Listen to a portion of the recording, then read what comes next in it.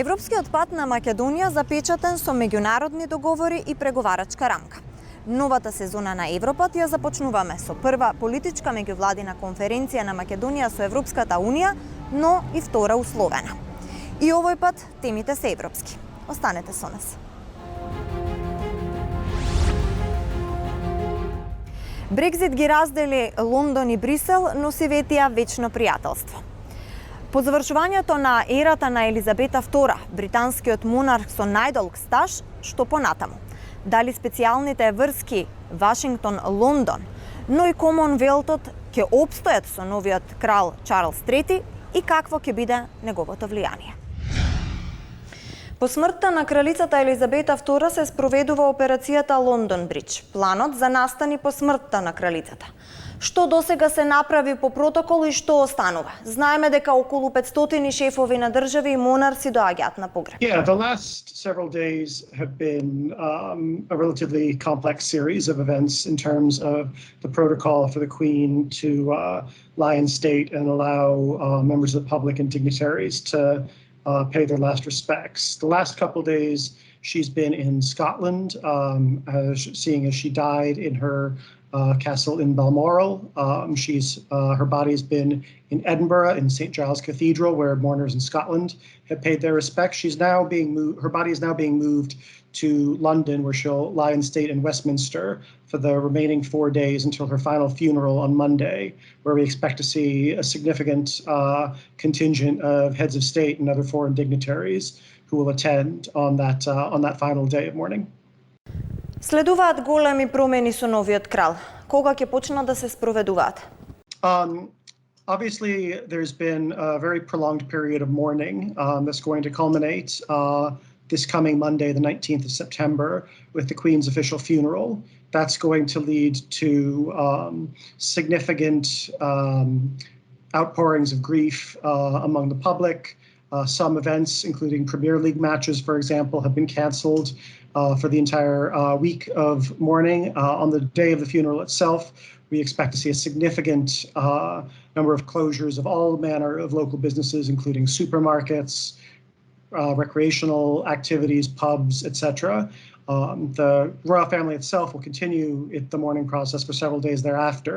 But at that point, I think we're going to slowly see Britain move on with Charles now as the new king. Валутата издадена од кралската монетарница го покажува монархот повеќе од 1100 години. Каква промена ќе доживеат банкнотите и монетите? И има ли разлика и на која страна е свртен ликот?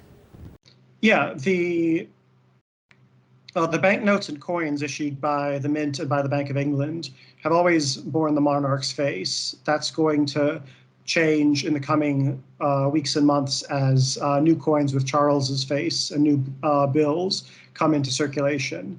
This doesn't mean that the old notes are going to be withdrawn.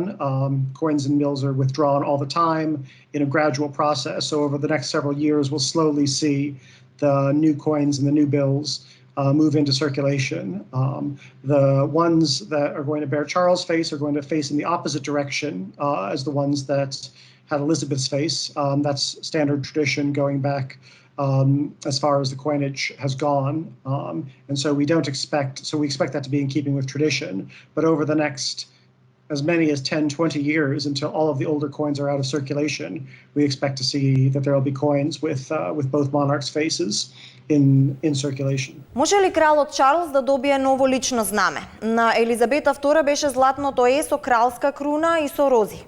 Yeah, there are a lot of different things that Charles is going to have to decide in terms of how he's going to represent himself as king. The first one that he's had to decide was whether or not he would maintain the name Charles as his reigning name. Some kings have chosen a different name, and some of the other issues like the flag some of the other issues like the royal standard are also going to have to be reviewed over the coming weeks and months by the new king. По 70 години владење заврши една ера. Имате нов крал, Чарлс III. Во каква ера сега влегува Обединетото кралство? Како ќе се вика оваа ера? The era, we've The term for this, the reign of Queen Elizabeth, Winston Churchill inaugurated, was the second Elizabethan era. Winston Churchill, when he was proclaiming the new queen, called the era of Queen Elizabeth's reign the second Elizabethan era, sort of hearkening back to the reign of the first Queen Elizabeth in the 1500s and early 1600s, which was a time of significant transition in the United Kingdom. Now, whether or not the idea that Charles will preside over some sort of Caroline or Carolinian era of the similar note is still up in the air. A lot of the real sort of eras that have defined British history are usually very long drawn out periods, such as the Victorian or the Georgian or now the Elizabethan era, whereas now King Charles is likely to be on the throne for a significantly shorter period of time, just given his advanced age. So whether or not we'll look back at this as some sort of Caroline or Carolinian era remains to be seen. Колку овие денови е прифатена новата кралица Камила? Има ли поделеност во јавноста? Yeah, Camilla had a very significant negative public perception in the period around Princess Diana's death. She was seen by many as the cause of the failure of Charles and Diana's marriage. She's undergone a bit of image rehabilitation over the last period, largely because the drama between Charles and Camilla as a married couple is far lower than what we saw with Charles and Diana. But there is still some residual ill will. But at this point, I think the real widespread vitriol that she experienced while Princess Diana was still alive has begun to fade. And I expect that she'll probably be a relatively low-key presence as queen consort, but still be somewhat in the public eye. Кралското семејство го следеа многу скандали изминатите децении, можеби од смртта на принцезата Дајана па се до одвојувањето на Хари и Меган и скандалот со принцот Ендру, кој овие денови е мета на јавноста. Yeah. There are still significant scandals and controversies around the royal family. Probably the most serious is the allegations that have been made against Prince Andrew that he was involved with the child trafficking and child sex trafficking ring of Jeffrey Epstein, far more than he's suggested that he has been, and he's subject to a lawsuit by one of the survivors of Jeffrey Epstein. He's subject to a lawsuit by one of the survivors of Jeffrey Epstein around those particular issues. So that is going to be a source of significant scandal and ongoing controversy as that is played out. Harry and Meghan have had a very public break with members of the royal family and have been very outspoken, particularly Meghan Markle, about the way that they were treated by the royal family. And that's led to a very polarized opinion, polarized along lines of age, along lines of race, along lines of class, in terms of how it's been perceived by the wider public. And given that Harry and Meghan are going to try and make sort of a name for themselves as public officials or public figures outside of official British life in the US, that's going to keep them in the public eye and keep that controversy brewing. Дали може да се очекува промена во влијанието на монархот? King Charles, before he became king, had suggested that he wanted to have a more slimmed down monarchy that was less sort of elaborate and fewer members of the royal family would be considered HRHs, that is sort of members of the inner circle. And that process is probably going to continue now that he's king. When you look at other monarchies in Europe, such as Spain, such as the Nordic countries or the Netherlands, while they do have monarchs and they do have royal families with relatively similar duties to the British monarchy, the sort of degree of attention that they're paid is significantly less. And I think that after 70 years of Elizabeth on the throne, there's probably going to be a move towards a less heavy footprint of the monarchy going forward, especially given that there's recession and war right now, the idea of some sort of very ostentatious coronation ceremony and a lot of pomp and circumstance funded by the taxpayer is probably not going to go over as well for someone like Charles as it was for Elizabeth. And I think the death of the Queen has is probably going to mark a point where some of the questions about how large the royal family and the royal family's footprint are going to be in British life is going to be reviewed. Дали се очекува промена во влијанието на монархот откако ќе се круниса Чарлс III? Ми се чини дека тоа ќе се случува можеби после една година. That'll be maybe next year. That's a quite separate occasion when there will be a coronation. But I don't think we expect a big change in the relationship between the monarch and the British people. Most of them love their monarch. They particularly loved Elizabeth II.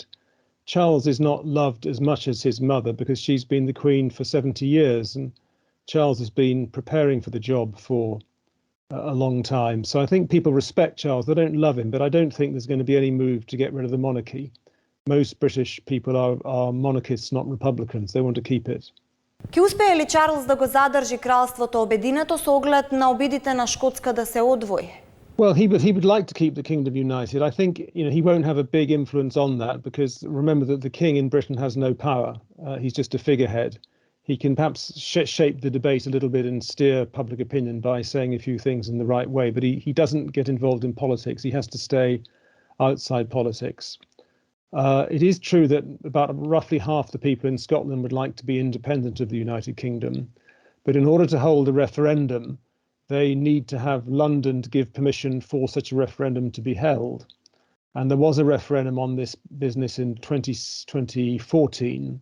The result was a narrow majority for staying in the United Kingdom.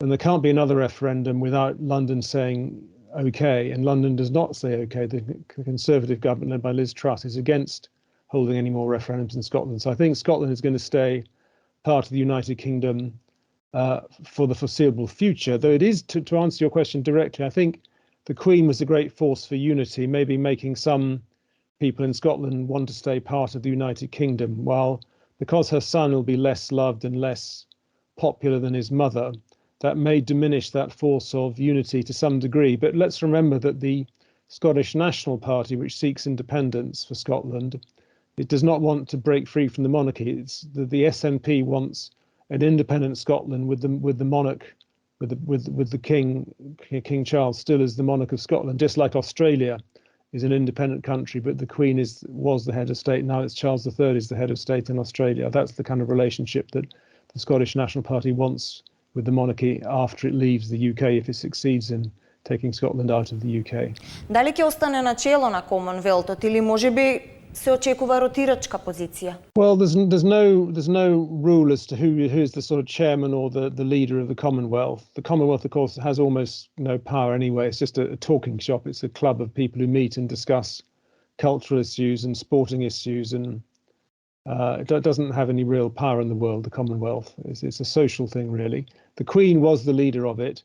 She asked the Commonwealth leaders to give the similar role to her son Charles. They agreed. There's no law that they had to agree. Some of them probably didn't want to agree. Some of them would have rather had a kind of a rotation as some other country getting a chance to lead the Commonwealth. But in fact, Charles is fairly popular with Commonwealth leaders. He's travelled a lot in the last.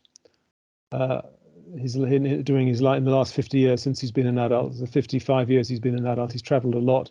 He knows many Commonwealth leaders, and I think they're quite happy to. Most of them, at least, are happy to keep him as the leader of the Commonwealth, just like his mother was leader of the Commonwealth. По Барбадос и други земји покажуваат интерес да излезат од кралството. Каква порака е ова? Што може да се очекува во иднина? Some countries have expressed a wish to become republics. The majority of the countries in the Commonwealth are republics. About 14 or 15 of them have, of the 60-odd countries, have the British monarch as their head of state. Recently, Barbados, I think, left that on that basis. It still stayed in the Commonwealth, but it took away the Queen's role as head of state. In Australia, some people talk of that, but it won't happen anytime soon. Quite a lot of the Caribbean islands, like Jamaica, I think, are talking about perhaps asking the Queen, asking the King, I should say, not to be their head of state. But nobody's talking about leaving the Commonwealth. ЕУ и САД остануваат на иста страна. Ќе остане ли така наречената можеби специјална врска меѓу САД и Обединетото кралство иста со владењето на Чарлс? Со оглед на тоа дека тој праќаше можеби малку пополитички пораки за разлика од неговата мајка. Yes, when he was a prince, he was certainly political in the broad sense of he intervened on environmental questions, climate questions, some architectural questions, farming questions. He did have views, but he's made quite clear that when he's king, he knows he's not allowed to have views anymore. At least he has to keep them to himself, because the monarch should not really have political views, even on politics broadly defined. So I don't think he's going to say much about politics at all. As for the special relationship with the United States, there is a special relationship in defense and intelligence, though not in most areas of life. That depends really on the relationship between the US president and the British prime minister.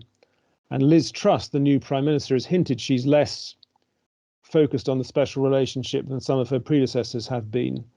But it's really up to Liz Truss to decide if she wants to keep a special relationship or not. I think Joe Biden would like to keep a special relationship. The king will not have a big say on that. Again, as always, he can be a symbolic figure to promote ties between the United Kingdom and the United States. And indeed, Joe Biden is due to be at the Queen's funeral next week. And I'm sure Charles would like to maintain a very close relationship between the United States and the United Kingdom. Ќе се држи ли Чарлс III до Брексит? He doesn't have views on Brexit. In fact, I actually almost 20 years ago, 15 years, I had a long chat with him about Europe, which I won't say what he said because his views are private. But he's not allowed to have views on Brexit. So Brexit, whatever happens on Brexit, is decided by the government of Liz Truss. The king, if he has views, will not tell anybody what those views are. It would be quite improper for him to do so. Дали со заминувањето на ерата на Елизабета II ќе има промена во влијанието на Британија на светско ниво?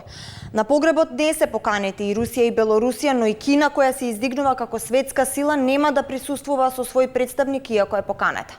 Okay, fair enough. Only 3 countries were not invited. They were Burma, Russia, and Belarus.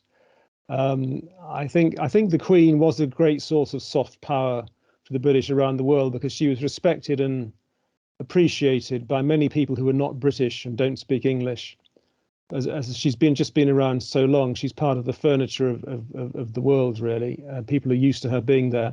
Well, however good Charles may or may not turn out to be, he won't be treated with the same respect as his mother. So I think British soft power has diminished a little bit. But of course, the fact that we're having a big funeral next week and leaders are coming from all over the world for that, in a way, reminds one that the British monarchy is, to some degree, a source of soft power, even if the Queen herself has sadly died. And I think not everybody likes the monarchy. In Britain, probably 20% of the population would get rid of the monarchy if they could, or 10 or 15, but 10 or 15 or 20% would.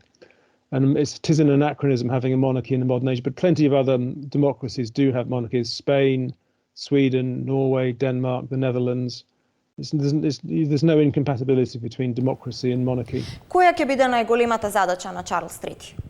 I think his biggest task is probably to work out how to change the way the monarchy works. I mean, he's talking about a slimmed-down monarchy with fewer members playing a role, a cheaper monarchy that doesn't cost so much money, maybe trying to do rather less, but doing it better. I mean, it's too early to tell what changes will be made.